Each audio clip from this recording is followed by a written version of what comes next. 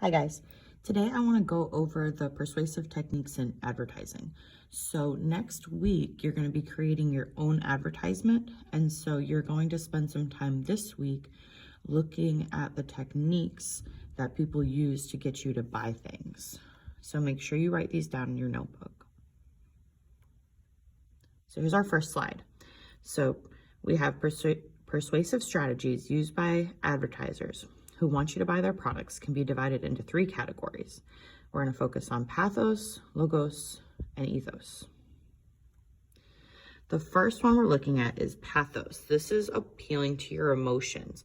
So if you've ever seen like the ASPCA commercials where they try to make you feel really bad and go adopt all the puppies and kitties, that's pathos because they want you to feel a certain way so that you'll do something or buy something. So an advertisement using pathos will attempt to evoke an emotional response in the consumer. So you're the consumer, they're the ones trying to get you to buy something from them. Sometimes it could be a positive emotion, so people enjoying themselves while drinking Pepsi. I don't know if you guys have ever noticed, if you still have cable, but when you are watching TV later in the evening, you'll see commercials for dinner and fast food. If you're watching in the morning, you're going to see cereal commercials and breakfast. They do this on purpose to try to get you to go out because it's that time of day. Other times, advertisers will use negative emotions such as pain. So a person having back problems after buying the wrong mattress, and you're like, oh, I have a bad back too. Maybe I need this mattress. So that's how they try to get you with that. It could also include emotions like fear and guilt. So you might have images of a hungry kid so that you'll send money if you've seen those commercials. So pathos is all about appealing to emotions. So make sure you have that down. The second one we're going to look at is logos. This is logic or reason. So there's some alliteration for you to maybe help you remember. Logos, logic.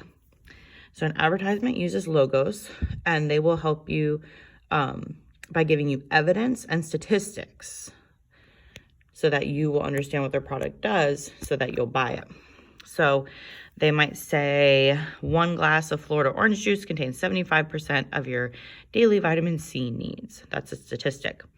The commercials for toothpaste, like 9 out of 10 dentists approve. That's logos.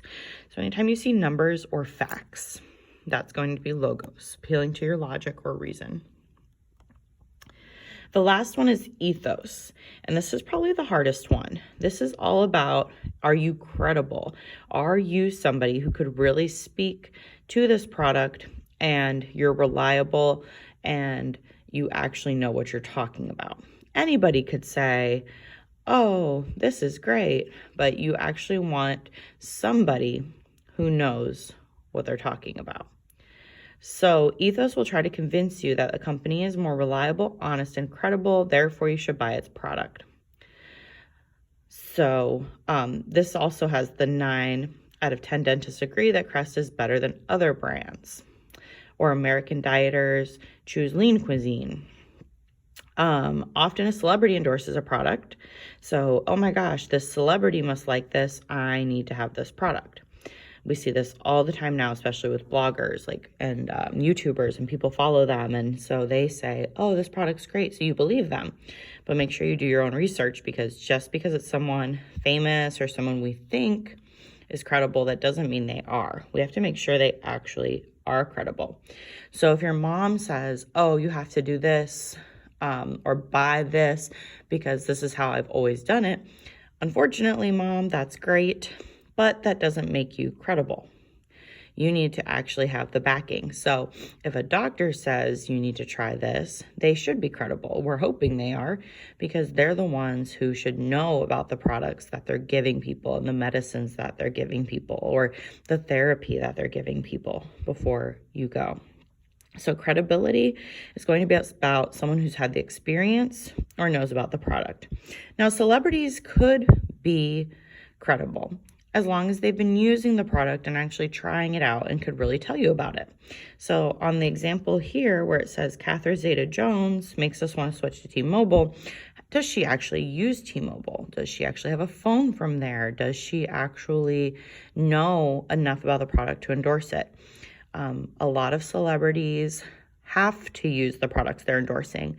Like if you're a famous basketball player and you're endorsing Pepsi, you are only allowed to be seen drinking Pepsi products, or you could lose your endorsement. So they actually have to show that they're using those products in order to seem credible.